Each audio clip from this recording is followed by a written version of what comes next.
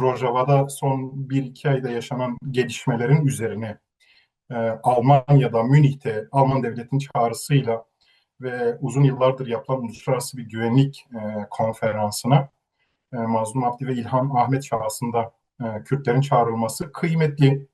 Bu en hani yalın haliyle Rojava'da Kürtlerin statüsünün uluslararası merciler tarafından da kabulü anlamına geliyor. Çünkü bu güvenlik konferansında yine diplomatik görüşmelerde Suriye Dışişleri Bakanlığı'yla beraber de pozlar verildi. Ayrı ayrı Kürt heyetin diplomatik faaliyetleri de gerçekleşti. Uluslararası kamuoyu, Batı dünyası, devletli sistem artık Kürtlerin Suriye'nin bir parçası ama Kürt olarak, Rojava olarak mevcut statünün kabulü bağlamında bir teyit, bir kabul olarak değerlendirmek mümkün. Mazlum Abdi ve İlham Ahmet'in Münih Güvenlik Konferansı'na çağrılması bir değişimin işaretidir, bir kabulün işaretidir.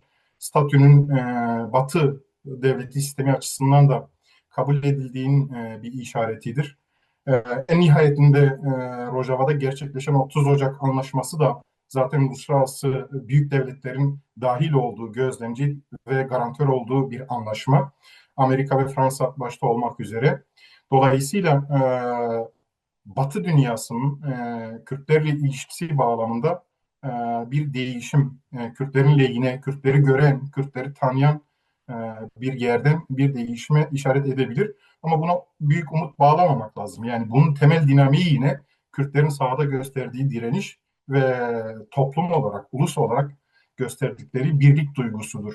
Aynı duyguyu hissetmeleri, özgürlüğe dair emek vermeleri, mücadele vermeleri, hayatlarını ortaya koymaları sebebiyle uluslararası dinamikler bu kapıyı araladı. Kürtler tarihsel bir mücadelenin üzerine diyelim bugünün inşa etmeye çalışıyorlar. Kürt mücadelesinin dört parçada yüzyılları aşan bir geçmişi söz konusu. Yani Gazi Muhammed'den, Mahabat'tan başlatıp Mala Mustafa Barzani'den, Şeyh Said'den, Seyit Rıza'dan ve Başkan Apo'nun işte yarattığı sosyolojiden bahsetmek lazım. An itibariyle diplomasi kurulan, hem kendi içerisinde kurdukları ilişki Kürtlerin hem de Kürtlerin diğerleriyle kurdukları ilişkiler bu tarihsel mirasın üzerine bina etmek en hakiki ve gerçekçi olanıdır. Dolayısıyla Sayın Neçirvan Barzani ile Mazlum Abdi'nin Münih'te görüşmesi de çok kıymetliydi. Çünkü uzun yıllardır Kürtlerde farklı sosyolojiler gelişiyor. Irak'ta, İran'da, Suriye'de ve Türkiye'de, Kürdistan'da farklı sosyolojiler gelişiyor. Her parçada bir mücadeleden bahsetmek mümkün ama birbirine değen bir yerden değil de zaman zaman birbiriyle çatışan, birbirini iten bir ilişkiden bahsetmek mümkündü. Bu son Rojava süreci Kürtlerin aslında birbirine dayanacağı, birbirinden besleneceği, omuz alacağı, arka olarak sığınacağı, arkasında göreceği yegane gücün yine Kürtler olduğunu gösterdi. Bu bakımdan işte bu parça sosyolojisi bir araya yaklaştı, korku ortaklaştı, umut ortaklaştı. Bu toplumda yükselen bir talep açığa çıktı. Bu da Kürtlerin birliği ve ittifakı talebiydi. Çünkü Rojava'daki tehdit niyet edilen gerçekleşseydi o rüzgarla Başur Kürdistan üzerinden de geçmek isteyeceklerdi. Zaten Türkiye'de ve kimi çevrelerde yine Başur'un statüsüne ilişkin yeniden değerlendirmeler vardı. Şöyle cümleler kuruluyordu Türkiye'de. 30 yıl önce biz yanlış yaptık. Dolayısıyla bu yanlışı şimdi bu momente düzeltelim gibi bir akıl oluşmaya başlıyordu. Buradan hareketle Kürtler tehdidi sadece Rojava aslında değil, bütün Kürtlüğe ve Kürdistan'a dönük algıladı. Bunu sadece sokaktaki Kürt bireyler değil, Kürt hareketleri de böyle anladı. Bu bağlamda gerek Başur yönetiminin gerekse dört parçadaki örgütlü ve örgütsüz tüm birey şahsiyet ve örgütlerin aldığı pozisyon kıymetliydi. Birlikten yanaydı, Rojava'yı koruma, muhafaza etmekten yanaydı. Bunun yansımaları işte Münih'teki toplantıda da diyelim görüşmeyle fotoğraflara yansıdı. İnanıyorum ki Kürtler toplumda yükselen bu birlik talebi ve ortak savunma, ortak diplomasi, mücadele fikriyatının toplumda yükselen bu talebi e, tavanda da karşılık bulacaktır. Münih Güvenlik Konferansı'nın güvenli bir dünya sahikiyle bu gibi konferanslar gerçekleşiyor ama güvenlik paradigması Batı dünyasının, NATO'nun Münih Güvenlik Konferansı'nın güvenlik paradigması devletli sistemlerin gücünün tahkim edilmesi ve her tarafa sirayet edilmesi üzerine bina ediliyor. Suriye'de gerçekleşen, Rojava'da gerçekleşen şey ismi ve siyasi ismi her ne kadar özellik federasyon olmasa da aslında bir bölgesel çözüm, teritoryal bir çözüm olarak değerlendirmek, federal bir çözüm olarak değerlendirmek mümkündür. En nihayetinde Kürt bölgelerine merkezi güçler, askeri güçler girmiyor. Kürtlerin savunma güçleri korunuyor. Kürt diline ilişkin gerek eğitimde gerek işte bürokraside kullanımının önü açılıyor. Ve bu 14 yıllık süreçte Kürtlerin ürettiği bütün kurum ve kurallar korunuyor. Bu bağlamda bu bir siyasi çözümdür aslında, bölgesel çözüm, özellik çözümüdür. Dolayısıyla hani Suriye'nin geleceğin kurgusu da ancak böyle bir çözümde olanaklıdır. Tek başına Kürtlerle bu çözüme gitmek de iletmez. Yani Suriye'nin çok sosyolojik güçlü dinamikleri var. İşte Arap Aleviler var, Dürziler var, Sünni Araplar diyelim seküler ve işte daha dindarlar diye ikiye bölünebilir. Dolayısıyla bütün bu dinamiği gören, bu farklılığı gören ve hepsini işte federal bir çözümde çözen bir sistemle ancak, yani adem merkeziyetçilik olarak kimileri kavramsallaştırıyor, kimileri federasyon, kimileri özellik ve ne dersek diyelim ismine, bütün bu dinamikleri gören ve onların geleceğini, hayatını garanti altına alan, varlıklarını garanti altına alan böyle bölgesel bir çözümle ancak Suriye'nin toprak bütünlüğünden bahsedebiliriz. Öbür türlü güçlü bir merkezi hükümet ve sopanın zorun gücüyle herkese hükmettiği, herkese biat ettirdiği bir çözüm eski dünyaya aittir. Böyle bir çözümün sadece problem üreteceğini gördük, yaşadık. 100 yıldır bunu yaşıyoruz. Dolayısıyla hali bunda ısrar etmek aslında çözümsüzlükte ısrar etmektir.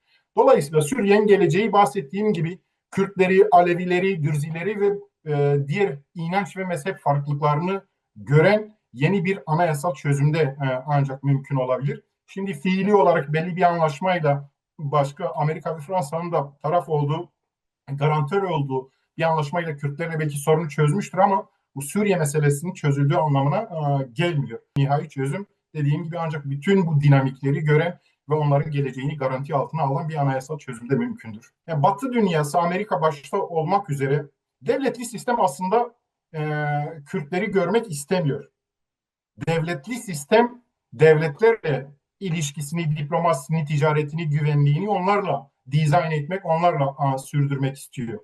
Ancak dünyanın en büyük devletsiz toplumu da Kürtler. Bir mücadele gelenekleri söz konusu. Dolayısıyla artık varlıkları görülen, kabul edilen bir gerçek.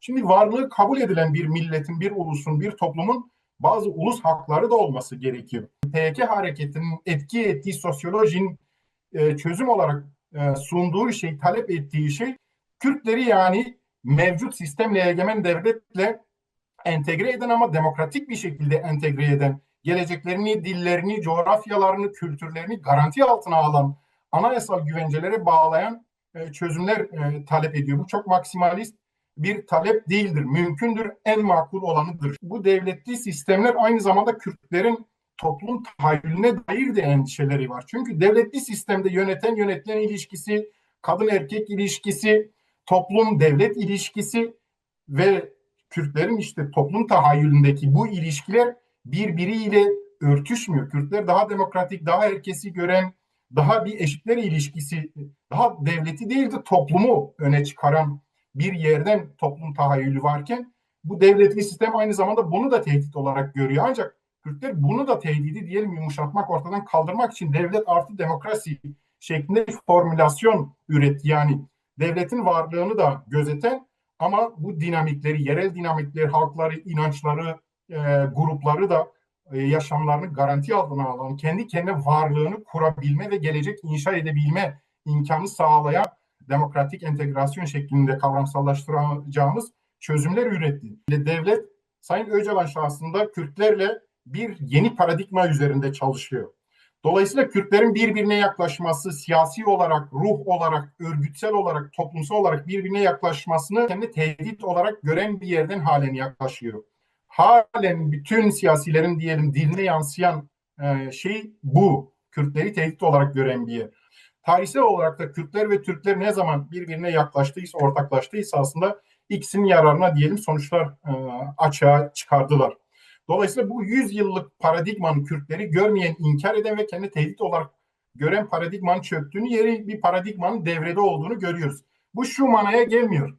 Kürtlerin bütün talepleri karşılanacak, Kürtlerin bütün hakları iade edilecek diye bir çıkarım yapmamak lazım. Bu süreci müzakere ve mücadele süreci olarak değerlendirmek lazım. Dolayısıyla daha fazla hani silah dışı, savaş dışı yöntemlerle Kürtlerin kendi geleceklerini tayin edecekleri, taleplerini karşılamaya çalışacakları bir mücadele alanı açılması olarak bunu değerlendirmek lazım. Zaten en nihai hedefi de budur.